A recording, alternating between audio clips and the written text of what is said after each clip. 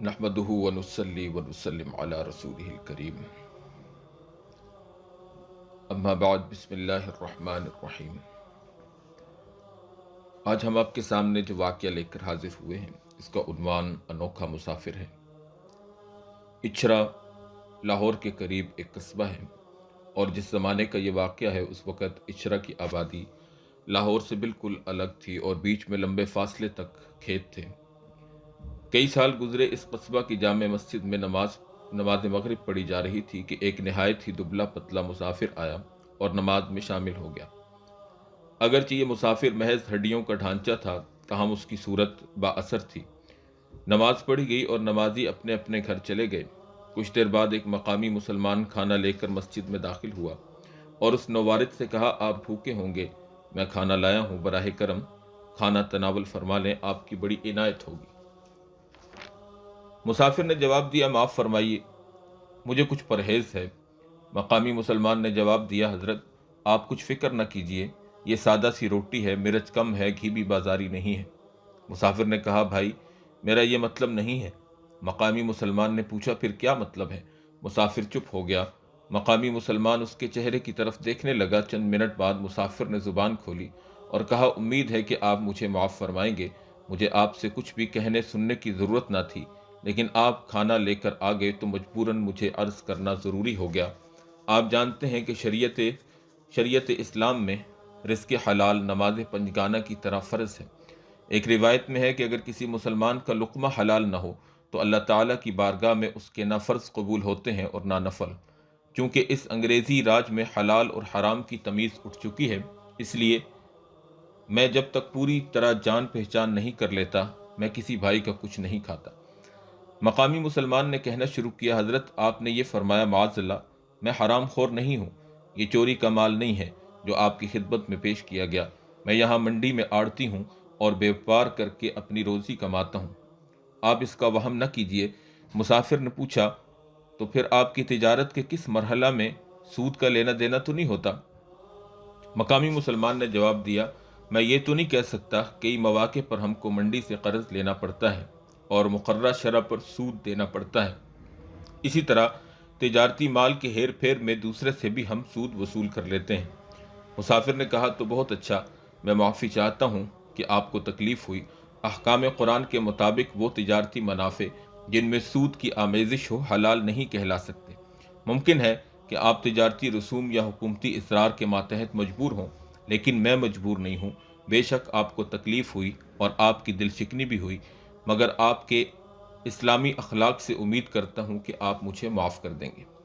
इसके बाद मुसाफिर ने मकामी मुसलमान से रुख फेर लिया और क़िबले की तरफ मुँह कर लिया और अल्लाह की याद में मशगूल हो गया।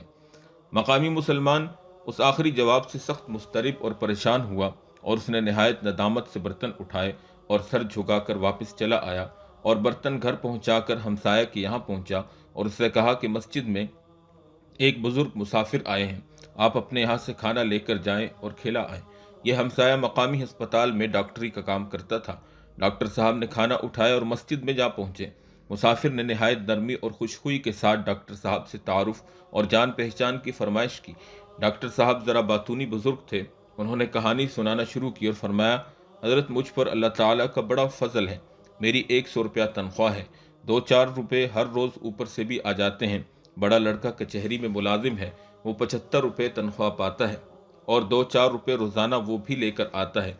ज़मीन भी है जहाँ से साल का गल्ला आ जाता है, वगैरह वगैरह। डॉक्टर साहब की कहानी ख़त्म हुई तो मुसाफिर ने उन्हें नहायत ही मोहब्बत और शीरीनी से समझाया कि इस्लाम की रूह से रिश्वत सतानी किस कदर बड़ा जुर्म है और आखिर में अपनी माजूरी जाहिर करके खाना खाने से इनकार कर दिया। मुसाफिर की गुफ्तगू इस कदर संजीदा और बावकार थी कि डॉक्टर साहब ने भी उनके सामने अपनी गर्दन खम कर दी और बड़ी नदामत के साथ खाना उठाकर वापस चल दिए। यहाँ ताजिर साहब पहले ही उनके मुंतजिर थे। दोनों नहायत ही दर्द व नदामत के साथ एक दूसरे को अपनी कहानी सुना रहे थे कि और एक नेक दिल मुसलमान वहाँ जमा हो गए। उन्होंने भी ये दोनों कहानियां सुनी और आनन फानन ये बात पूरे कस्बे में फैल गई। डॉक्टर साहब और ताजिर साहब ने मिलकर अर्ज किया कि अब किसी जमींदार के यहाँ से खाना भिजवाना चाहिए ताकि उस पर सूद या रिश्वत का इल्ज़ाम न आ सके। चुनांचे उसी वक्त एक जमींदार के हाथ से खाना भिजवाया गया। مسافر نے اس سے پوچھا آپ کے پاس کوئی گروی زمین تو نہیں ہے؟ جب زمیندار صاحب نے اس کا اقرار کیا تو مسافر نے انہیں پھیر دیا اور کہا کہ جو شخص مسلمان ہو کر زمین گروی رکھتا ہے اس کی کمائی حرام سے خالی نہیں ہو سکتی۔ اس کے بعد ایک عالم صاحب کو بھیجا گیا، ان میں یہ نقص پایا گیا کہ انہوں نے اپنی بہنوں کو حکم شریعت کے مطابق جائیداد میں حصہ نہیں دیا۔ اس واسطے مسافر نے ان کا کھانا بھی رد کر دیا اور فرمایا کہ آپ بہنوں کے غاصب ہیں، اور کہا آپ کے ہر لقمے میں آدھے سے کم حرام شامل نہیں ہے۔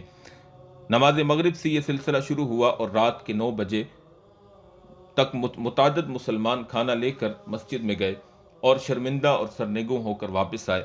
مسافر کلو مما فی الارض حلالا طیبہ کی کسوٹی کے لیے مسجد میں بیٹھا تھا، اور ہر ایک مسلمان کو جو کھانا لے کر جاتا تھا اسی قرآنی کسوٹی پر پرکھتا اور شرمندہ کر کے باہر نکال دیتا۔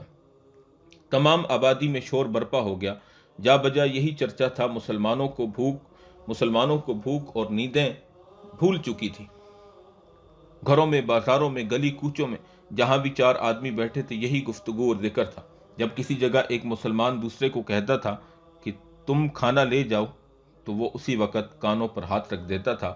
کوئی کہتا کہ میں راشی ہوں، کوئی کہتا میں سود خور ہوں، کوئی کہتا کہ میں کم تولتا ہوں، کوئی کہتا کہ میں نے بہنوں کا حصہ نہیں دیا، کوئی کہتا میرے لڑکوں کی آمدنی میں حرام شامل ہے۔ مختصر یہ کہ دلوں کے عیوب آج زبانوں پر آ گئے اور ان کا برملا اعلان ہو رہا تھا۔ اگرچہ اچھرا میں ہزارہا مسلمان آباد تھے مگر ایک شخص بھی عقل حلال کا مدعی بن کر سامنے نہیں آیا۔ بزرگان قصبہ کی گردنیں خم تھیں، بااحساس مسلمان زمین میں غرق ہوئے جاتے تھے۔ آج ہزارہا مسلمانوں میں ایک شخص بھی نہیں ملتا جو ایک مہمان کو جو عقل حلال کا طالب تھا ایک وقت کا کھانا کھلا سکے۔ رات کے 10 بج گئے مگر کسی سے کھانا نہ کھلوایا گیا۔ اب سوال یہ درپیش تھا کہ کیا یہ مسافر اچھرا سے بھوکا چلا جائے گا؟ کیا رسول اللہ صلی اللہ علیہ وسلم کے امتی حرام کھانے پر مصر رہیں گے؟ جوں جوں وقت گزرتا جا رہا تھا دلوں کا اضطراب بڑھتا جا رہا تھا، یہاں تک کہ رات کے 11 بج گئے۔ آخر مجمع کے اندر امید کی کرن جلوہ گر ہوئی۔ ایک شخص نے کہا میں ابھی بہنوں کا حصہ دیتا ہوں، اور اس نے دینے کا پختہ ارادہ کر لیا۔ دوسرے نے کہا میں گروی زمین چھوڑتا ہوں، اور اس نے چھوڑ دی۔ تیسرے شخص نے کہا آج کے بعد کبھی سود نہ لوں گا، اور اس نے سود کو چھوڑ دیا۔ مختصر یہ کہ آن کی آن میں اچھرا کے بے شمار مسلمانوں پر توبہ اور استغفار کے دروازے کھل گئے۔